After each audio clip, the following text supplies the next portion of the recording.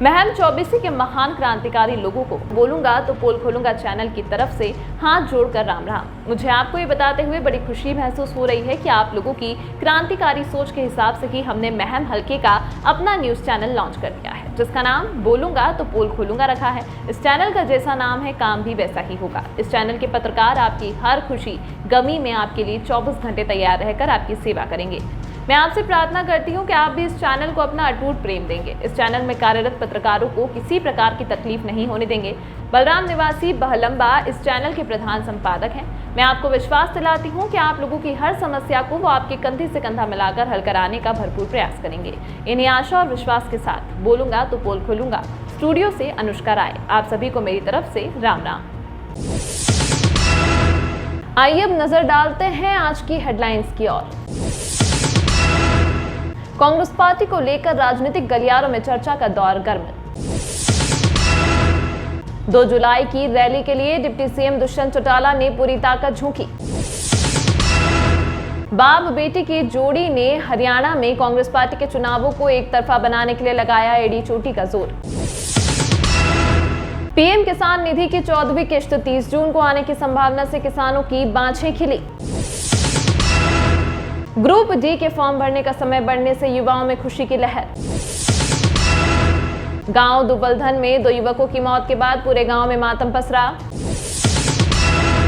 केंद्रीय कर्मचारियों को केंद्र सरकार का एक और तोहफा। महम भाजपा कार्यालय में मेरा बूथ सबसे मजबूत कार्यक्रम का आयोजन किया। नगरपालिका में निविदा खोलने में धांधली का लगाया आरोप। बलराज कुंडू ने जींद की धरती से भरी हुंकार, दोनों पार्टियों को चोर की संज्ञा दी। नमस्कार, मैं हूं आपके साथ अनुष्का राय और आप देख रहे हैं बोलूंगा तो पोल खोलूंगा न्यूज चैनल। आइए अब देखते हैं खबरें विस्तार से। चंडीगढ़ में कांग्रेस पार्टी की 2 दिवसीय बैठक राजनीतिक गलियारों में तरह तरह की चर्चाओं को जन्म दी गई। इस बैठक में प्रथम दिन हुए हंगामे से कांग्रेस पार्टी की प्रदेश की जनता व राजनीतिक गलियारों में जो किरकिरी हुई है वो किसी से छिपी नहीं है। इसका ताजा उदाहरण जब देखने को मिला जब कांग्रेस पार्टी के नवनियुक्त प्रभारी दीपक बाबरिया ने आनंद फानन में प्रेस कॉन्फ्रेंस बुलाई। ज्यों ही प्रदेश प्रभारी दीपक बाबरिया ने पत्रकारों को अपने प्रश्न पूछने को कहा तो सबसे पहले हरियाणा में हुड्डा की लीडरशिप को लेकर पूछा तो बाबरिया जी ने कहा कि कांग्रेस पार्टी कोई लीडरशिप तैयार नहीं, सभी नेता व कार्यकर्ता पार्टी में लीडर है। रही बात चुनाव की तो इसका फैसला पार्टी हाईकमान चुनाव के बाद करेगा। प्रभारी के इस उत्तर के बाद कुमारी शैलजा, किरण चौधरी, रणदीप सुरजेवाला गुट गदगद नजर आए। एक बार फिर नए सिरे से सोचने पर बाध्य कर दिया। इसके बाद कांग्रेस की वरिष्ठ नेत्री श्रीमती किरण चौधरी ने जनता टीवी के पत्रकार पावन शिवर के सामने दिए इंटरव्यू में कांग्रेस में अब तक संगठन के ना बन पाने का कारण पूछा तो किरण चौधरी ने कहा कि कांग्रेस पार्टी में बूथ स्तर तक संगठन है और मैं रणदीप सुरजेवाला व कुमारी शैलजा अपने अपने क्षेत्रों में संगठन के कार्यकर्ताओं के दम पर ही चुनाव लड़ते हैं। हरियाणा प्रदेश में डिप्टी सीएम दुष्यंत चौटाला सोनीपत लोकसभा क्षेत्र के जुलाना विधानसभा में 2 जुलाई को रैली करने जा रहे हैं। इस कड़ी के तहत वह हरियाणा में रैली के लिए लोगों को निमंत्रण देने अपने दौरे पर हैं। आज रैली के निमंत्रण के लिए डिप्टी सीएम दुष्यंत चौटाला हिसार क्षेत्र के गांव घिराए, सुल्तानपुर, ढडेरी, रामायण, मेहंदा, खरकड़ा, धुराना, पेटवाड़ तथा उगालन में पहुंचे, जहां उन्होंने लोगों की समस्याओं को सुना और मौके पर बैठे अधिकारियों से कुछ का मौके पर निवारण भी करवाया। जनसभा में उपस्थित लोगों से 2 जुलाई को जुलाना रैली में शामिल होने का निमंत्रण दिया। सर्वविदित है कि यह रैली हरियाणा प्रदेश में जेजेपी का भविष्य तय करेगी, इसीलिए डिप्टी सीएम दुष्यंत चौटाला ने इस रैली के लिए दिन रात एक कर रखा है। विभिन्न राजनीतिक दलों और सामाजिक संगठनों के नेताओं के कांग्रेस में शामिल होने का सिलसिला जारी है। भाजपा, जेजेपी, आम आदमी पार्टी और अन्य दलों के 3 दर्जन से अधिक ग्राम सरपंच और नेता हजारों कार्यकर्ताओं को साथ लेकर कांग्रेस में शामिल हो गए हैं। इन सभी लोगों ने पूर्व मुख्यमंत्री और नेता प्रतिपक्ष भूपेंद्र सिंह हुड्डा के साथ साथ प्रदेश अध्यक्ष चौधरी उदयभान के नेतृत्व पर भरोसा जताया है। हुड्डा ने उनका पार्टी में गर्मजोशी से स्वागत किया और उन्हें पार्टी की सदस्यता दिलाई। कांग्रेस में शामिल हुए सरपंचों ने राज्य की छोटी सरकारें मानी जाने वाली पंचायतों की दुर्दशा को उजागर किया। उन्होंने भाजपा जजपा सरकार द्वारा लागू की गई नीतियों पर अपना असंतोष व्यक्त करते हुए कहा कि इन नीतियों ने ग्रामीण हरियाणा के विकास को गंभीर रूप से बाधित किया है। उन्होंने ई टेंडर जैसी योजनाओं के समस्याग्रस्त क्रियान्वयन और गांव को अनुदान बंद करने जैसे उदाहरण दिए। सरपंचों ने अफसोस जताया कि उनके प्रयासों और विभिन्न कार्यालयों के चक्कर लगाने के बावजूद उनका काम अधूरा है। पीएम किसान 14वीं किश्त। पहले खबर आ रही थी कि सरकार 14वीं किश्त का पैसा 30 जून को खातों में ट्रांसफर कर सकती है। देश भर के करोड़ों किसानों के लिए बड़ी खबर है। इस समय किसान पीएम किसान की 14वीं किश्त का बेसब्री से इंतजार कर रहे हैं। पहले खबर आ रही थी कि सरकार 14वीं किश्त का पैसा 30 जून को खाते में ट्रांसफर कर सकती है। मीडिया रिपोर्ट्स के मुताबिक केंद्र सरकार जल्द ही किसानों के खाते में 2000 रुपए ट्रांसफर कर सकती है। 13वीं किश्त फरवरी में ट्रांसफर की गई थी। आपको बता दें कि सरकार ने 27 फरवरी को 13वीं किश्त जारी की थी, जिसका फायदा देश के 8 करोड़ से ज्यादा किसानों को हुआ था। इसके अलावा सरकार ने बताया है कि जिन किसानों ने अब तक ई-केवाईसी नहीं कराया, उनके खाते में 14वीं किश्त का पैसा ट्रांसफर नहीं किया जाएगा। हरियाणा HSSC ने ग्रुप डी के उम्मीदवारों के 26 जून तक फॉर्म जमा करने की तारीख को 6 जुलाई तक बढ़ा दिया है। फॉर्म भरने की तारीख 6 जुलाई तक बढ़ा दी गई है। इस अंक में फिलहाल इतना ही। इसी तरह की खबरों के साथ बने रहने के लिए देखते रहिए बोलूंगा तो पोल खोलूंगा न्यूज चैनल। आज झज्जर जिले के गांव याकूबपुर के पास ट्रक व मोटरसाइकिल की टक्कर में दुबलधन निवासी 2 युवकों की मौत हो गई। इस बारे में दुलीना चौकी इंचार्ज एएसआई युद्धवीर ने बताया कि उनको फोन पर सूचना मिली थी कि याकूबपुर गांव के पास ट्रक व मोटरसाइकिल की दुर्घटना में 2 युवकों की मौत हो गई। पुलिस ने मौके पर पहुंचकर दोनों शवों को अपने कब्जे में लेकर पोस्टमार्टम के बाद शवों को उनके परिवार वालों को सौंप दिया। उन्होंने बताया कि दोनों युवक मोहित 20 वर्ष व सचिन 25 वर्ष दुबलधन गाँव के थे। रात की ड्यूटी करके लौट रहे थे। याकूबपुर गाँव के पास ट्रक के साथ दुर्घटना में उनकी मौत हो गई। ट्रक ड्राइवर के खिलाफ मुकदमा दर्ज कर जांच शुरू कर दी है।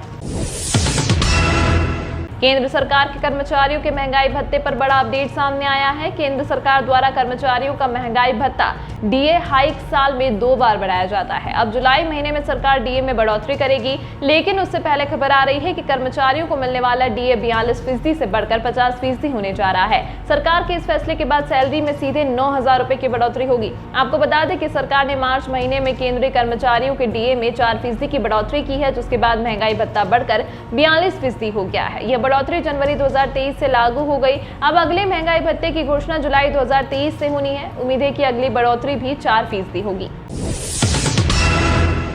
महम के भाजपा कार्यालय में एक बैठक का आयोजन किया गया। बैठक में भाजपा नेता शमशेर खरखड़ा की धर्मपत्नी राधा अहलावत ने कार्यकर्ताओं से मुलाकात की और कार्यकर्ताओं के साथ मोदी जी के मेरा बूथ सबसे मजबूत कार्यक्रम को सुना। महम नगर पालिका द्वारा शहर के चारों ओर पार्कों के रखरखाव के लिए किया टेंडर अलॉट। टेंडर जाट धर्मशाला समिति संस्था को किया गया अलॉट। पार्कों के रखरखाव के लिए 4 संस्थाओं ने किया था रजिस्ट्रेशन, जिसमें एक सरस्वती शिक्षा समिति महम, आदर्श ग्राम समिति जुलाना, जाट धर्मशाला समिति महम व एक रोहतक से संस्था थे, जिन्होंने पार्कों के रखरखाव के लिए टेंडर अप्लाई किया गया था, जिसको लेकर आज नगर पालिका महम में 3 संस्थाओं के संचालकों ने नगर पालिका प्रशासन पर मिलीभगत कर जाट धर्मशाला को टेंडर अलॉट करने के आरोप लगाए। संस्था संचालकों ने नगर पालिका में पहुंचकर जानकारी लेनी चाहिए, जिसे नगर पालिका की तरफ से उनको कोई संतोषजनक जवाब न दिए जाने पर अपना विरोध जताया और नगर पालिका प्रशासन पर अपने चहेतों को टेंडर देने के आरोप लगाए। संस्था संचालक ऋतु व विकास ने बताया कि पार्कों का टेंडर अलॉट कर दिया गया, जिसमें पार्कों का सफाई का काम भी चालू हो गया, लेकिन नगर पालिका ने किस आधार पर टेंडर अलॉट किया और क्यों किया, हमें इसकी जानकारी नहीं दी गई और न ही हमें बताया कि किन कारणों से हमारी संस्थाओं का टेंडर रद्द किया गया है। कौन सी संस्था है? मेरा नाम विकास जुलाना है। आदर्श ग्राम सुधार समिति है जुलाना से। मैं एनजीओ चलाता हूँ। मैंने यहाँ 6 तारीख को यहाँ बुलाया गया था। उससे पहले डॉक्यूमेंट जमा करवाए थे। उसमें ये दिखाया गया था कि फाइनेंस कमेटी जो है वो फैसला लेगी कि भाई क्या कुछ किसको दिया जाएगा, कौन कौन है इस काम के लिए। 6 तारीख को फैसला न लेते हुए ये बोला गया, सेक्रेटरी साहब ने ये बोला है कि कमिश्नर के पास ये फाइल जाएगी, वहाँ से ये अप्रूव होगा इस चीज़ का कि मतलब किसको अलॉट किया जाएगा। परसों मैं गया था कमिश्नर साहब के पास मिलने के लिए, वहाँ नहीं मिल सका मैं, और बल्कि 2 दिन पहले भी गया था मैं डी साहब के पास। वहाँ पर इन लोगों ने ये कह दिया कि जो करेंगे कमिश्नर साहब के। ये सारा मिली भगत करके सिस्टम बनाया गया है। जाट धर्मशाला के पास ऐसा कुछ नहीं है, जो सोशल वर्कर वगैरह ऐसा कोई काम नहीं है उनके पास जो उनको दिया जाए। हाँ, पार्कों का काम शुरू कर दिया गया। कल परसों से लेकर स्टार्ट कर दी गई है। सेक्रेटरी साहब कह रहे हैं कि हमारे पास तो ऐसा कुछ मैसेज ही नहीं है, और हम जाते हैं तो हम ये कहते हैं कि अभी अलॉट ही नहीं किया है। हालांकि जेई साहब कह रहे हैं कि अलॉट कर दिया गया पार्कों का काम है। जी मांग तो ये है कि हमारा जो सिस्टम है, जो 3 फाइलें और हैं, उनके आधार पर जिसके डॉक्यूमेंट्स वगैरह अच्छे हैं, जो भी काम कर रखे हैं, उसी आधार पर इस काम को अलॉट किया जाए, उन्हीं को दिया जाए। जो पीछे से अच्छा काम कर रहे हैं, जिसकी अच्छी एनजीओ हैं, जो अच्छे काम करते हैं। क्या नाम है? रितु सर, समाज सेविका सोशल वर्कर। क्या मामला किस लिए आए? सर कुछ टाइम पहले ना 5वें महीने में अपनी नगर पालिका में एक टेंडर निकाला गया था पार्कों की देख रेख के लिए, जिसके फॉर्म अप्लाई करने से सर 1 तारीख से 10 तारीख के बीच में। तो सर हमने यहाँ पे फाइल लगाई थी पार्कों की देख रेख के लिए सरस्वती शिक्षा समिति की तरफ से। तो सर फाइल 10 तारीख हमने 7 तारीख को यहाँ सबमिट कर दी थी। उसके बाद सर इसका टाइम बता के 25 तारीख और रख दी।